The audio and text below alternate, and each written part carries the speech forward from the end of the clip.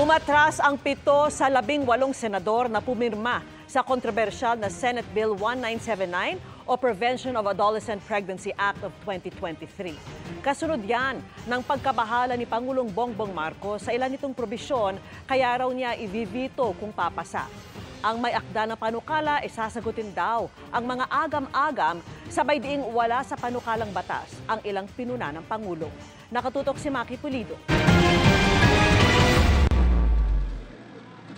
7 senador ang biglang bumawi ng kanilang pirma sa committee report sa Senate Bill 1979 o an act providing for a national policy in preventing adolescent pregnancies. Kasunod ito ng mga pahayag ni Pangulong Bongbong Marcos laban sa panukala na i-veto raw niya kung papasa sa kasalukuyan nitong bersyon. You will teach four-year-olds how to masturbate. It is a travesty of what sexual and sex education should be to the children. Kabilang sa mga bumawi ng kanilang pirma, sina Senators J.V. Ejercito, Nancy Binay, Cynthia Villar at Bongo, na sumulat kay Senate President Cheese Escudero. Naniniwala raw sila na mahalagang issue ang adolescent pregnancy, pero kailangan pa ng dagdag na pakikipag-usap sa mga stakeholder. Sumunod sa kanilang umatras sina Senators Bong Revilla, Jinggoy Estrada at Loren Legarda.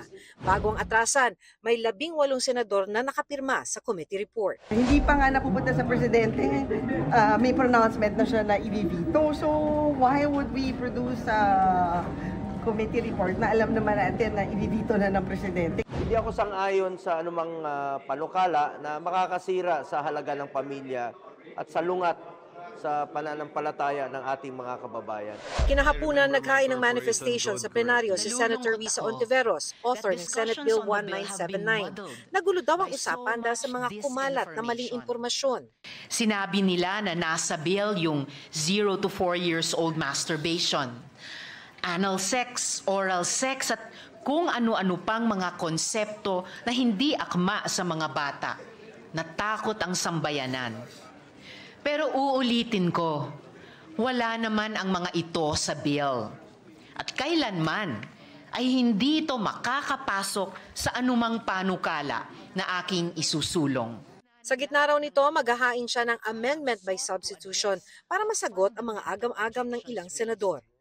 Tinanggal na po natin ang phrase na guided by international standards dahil sa mga pangambang inihain ng ilan. Nilimitahan na natin ang CSE sa adolescents o ang 10 years old and above. Ayon kay Senate President Cheese Escudero, dahil aamyandahan ni Ontiveros ang panukala, pag-aaralan pa kung ibabalik ito sa komite o pagdedebatihan na sa plenaryo ng Senado. Para sa GMA Integrated News, Maki Pulido, nakatutok, 24 oras.